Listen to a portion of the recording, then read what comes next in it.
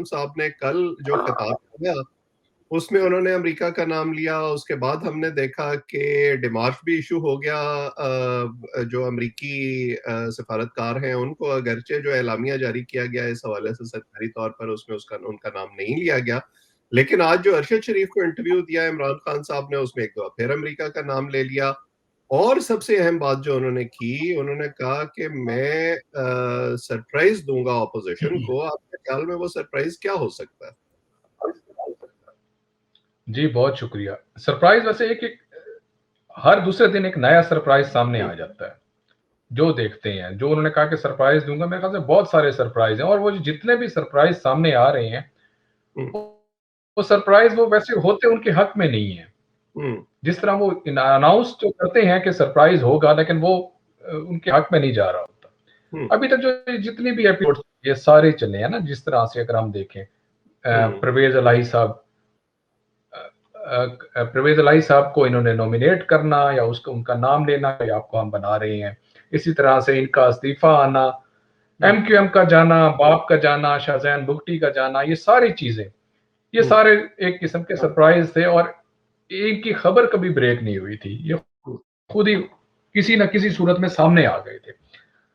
अब ये है कि इनका सरप्राइज एक तो जो जांचा जा रहा है, जो सोचा जा रहा है, जिसका अगर आप देखें फैसल वाडा साहब क्या कह रहे हैं, और साथ साथ अभी तो फवाद चौधरी साहब ने भी क्या कह दिया। वो कहते हैं कि जनाब आर्टिकल 6 लगाएंगे इनके ऊपर। बिल्कुल, ये जो खबरें आ रही हैं कि अब मुनहरिफ अरकान पे और अपोजिशन के लीडरों पर आर्टिकल 6 लगाएंगे, मुकदमे करेंगे, लेकिन मुझे ये नहीं समझ आती कि वो मुकदमे कर भी देंगे, फर्ज करो तो क्या उन सबको पकड़ के जेल में डाल देंगे कि आप जाके वोट नहीं कर सकते और हम अदम एतमाद नहीं होने देंगे? क्योंकि जो हमारे आईनी और कानूनी वो हैं इस हवाले से हिकमत अमली, वो तो बड़ी वाज़ेह है कि आप जेल में भी कोई रुकनी असेंबली हो तो वो वोट डालने आ सकता है।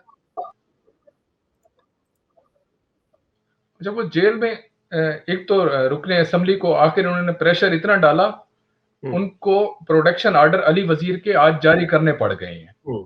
काफी अरसे से प्रोडक्शन ऑर्डर की वैसे जो एक तारीख है उसमें हमेशा ये होता है कि जो भी स्पीकर प्रोडक्शन ऑर्डर जो भी जेल में जाता है एमएनए उसका जारी कर देते हैं।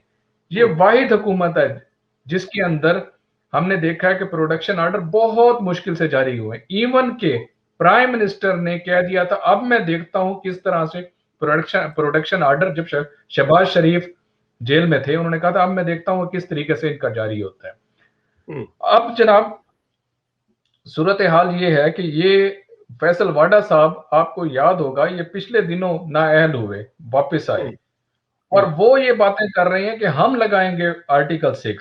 साथ उनका साथ दे रहे हैं फवाद चौधरी साहब, जिनसे पिछले दिनों पूछा गया कि आपका सियासी मुस्तकबिल क्या होगा अगर ये पार्टी रह गई। अगर आप उन्होंने कहा कि कोई पता नहीं चलता, सियासी मुस्तकबिल की हम कभी भी प्रेडिक्शन नहीं कर सकते। वो इसलिए नहीं कर सकते, हो सकता है कल पार्टी ना हो। उन्होंने पीटीआई का नाम नहीं लिया, लेकिन जनाब वो कह गए थे ये बात। लेकिन एक बात, वलीद साहब ने हमें ज्वाइन कर लिया, वलीद साहब से पूछते हैं। अब ये जो वजीर आजम साहब कह रहे हैं कि मुझे एस्टैब्लिशमेंट ने 3 ऑप्शंस दिए हैं कि आप इस्तीफा दे दें या आप नए इलेक्शन करा लें या फिर अदम एतमाद का आप ऐवान में सामना करें, तो क्या ये उनके न्यूट्रल होने का सबूत है या इस बात का सबूत है कि कहीं ना कहीं ऑपोजिशन को कोई ना कोई इशारा मौजूद है? देखें, एक तो ये कि अपोजिशन के मुताबिक एस्टैब्लिशमेंट ने रब्ता किया था उनसे, या इन अपोजिशन ने उनसे रब्ता किया कि इनको समझाया, इन्हें कहें कि रिज़ाइन कर दें, सिचुएशन जो है ऐसी बनी हुई है। तो उसके मुताबिक वो फिर उन्होंने आज जो इंटरव्यू में बात की है उसमें उन्होंने कहा है कि एस्टैब्लिशमेंट ने मुझे कहा कि आप इस्तीफ़ा दे दें या फिर आप तहरीक अदम एतमाद का सामना करें, और या फिर आप तीसरी ऑप्शन आपके पास कब्ल अज़ वक्त इंतखाबात की है। तो बहरहाल कब्ल अज़ वक्त इंतखाबात की उन्होंने ये कहा कि ठीक है, वो उस पर मान गए थे कि ठीक है असम्बलियाँ तोड़ देते हैं और अर्ली इलेक्शन की तरफ चले जाते हैं।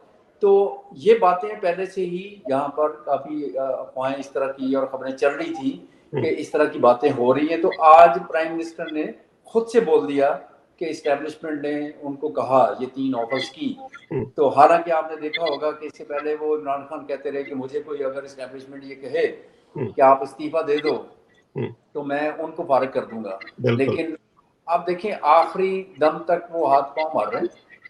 आपने देखा पिछले कुछ अरसे से पहले उन्होंने अवामी जलसे के शो पावर किया, उसके बाद फिर कहा कि हम इत्तेहादियों को वापस ला रहे हैं, फिर उनके जो अपने डिफेक्टर्स हैं उनको उन्होंने बहुत ज़्यादा अब्यूज़ किया, इनके जो जितने स्पोक्स पर्सन थे, और इमरान खान ने खुद भी उनकी तजलील की, फिर साथ ये भी कहा कि आपको माफ़ कर देंगे, वापस आ जाएं, लेकिन वो लोग तो वापस आने के लिए तैयार नहीं थे। सबसे पहली बात ये है कि ये डिफेक्टर्स क्या एकदम से स्प्रिंग अप हुए, एकदम से आगे सामने? नहीं, ऐसा नहीं है।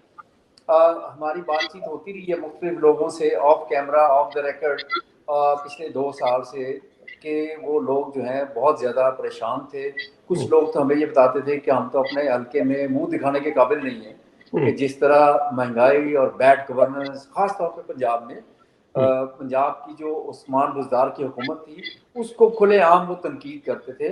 यानी पंजाब की जो जितनी भी पीडीए की क़यादत है या उनके जितने भी एमएनए एमपीएज़ हैं, हमें कोई ऐसा एमएनए एमपीए नहीं मिला जो ये कहे कि उस्मान बुज़दार बहुत अच्छा परफॉर्म कर रहा है। तो इसका मतलब है कि वो बहुत फेड अप थे इमरान खान साहब के अपने फैसलों से। यानी ये एक फैसला ये कि उस्मान बुज़दार को आपने चीफ मिनिस्टर बना दिया, पंजाब इतना बड़ा सूबा है, वो पूरा एक मुल्क है, तो आपने ये सारी पंजाब की जो मतलब क़यादत है तो उस्मान बुज़दार को दे दी कि वो इस काबिल नहीं है कि इसको वो रन कर सकें, और इससे पार्टी जो है वो कमज़ोर होगी।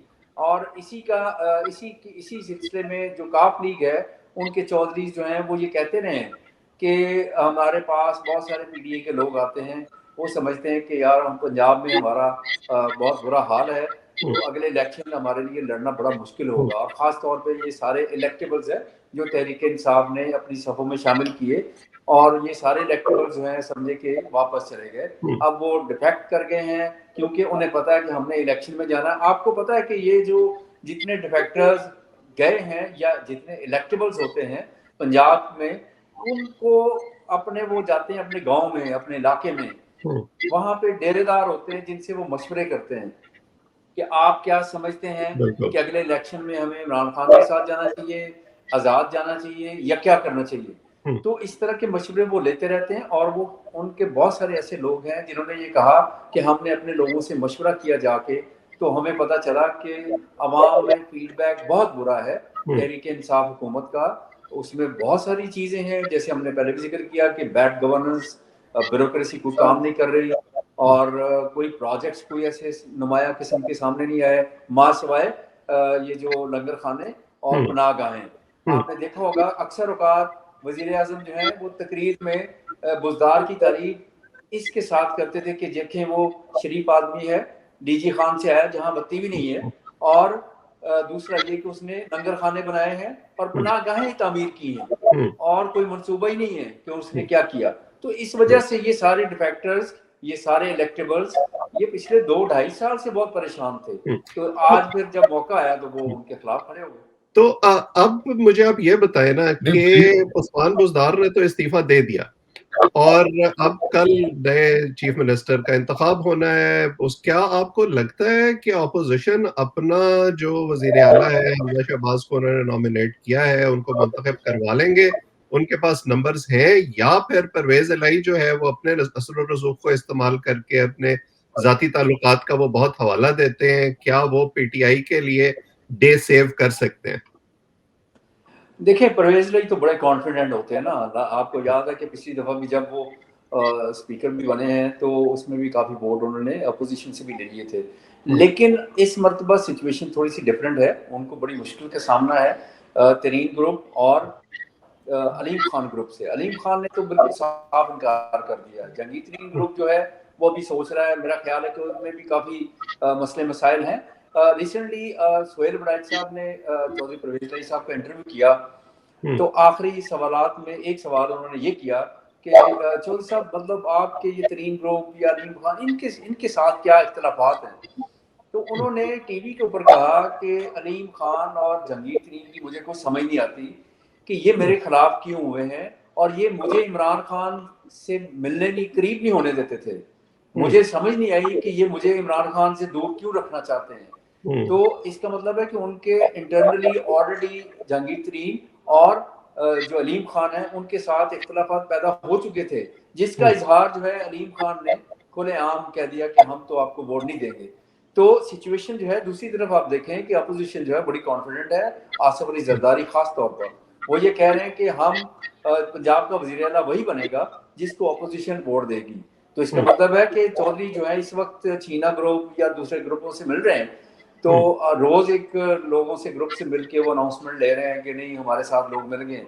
लेकिन पार्टी के अंदर तहरीक इंसाफ के अंदर बहुत ज्यादा मुखालफत है चौधरी परवेज लाई की। यानी कि ये सबसे बड़ा मरहला है जो उन्होंने अबूर करना है चौधरी परवेज लाई ने। वो यानी कि बाकी लोगों को शायद कन्विंस कर लें, लेकिन एक बड़ी तादाद है तहरीक इंसाफ के अपने अरकान की जो कि वो चाहते हैं कि हमने परवेज लाई को वोट नहीं देना।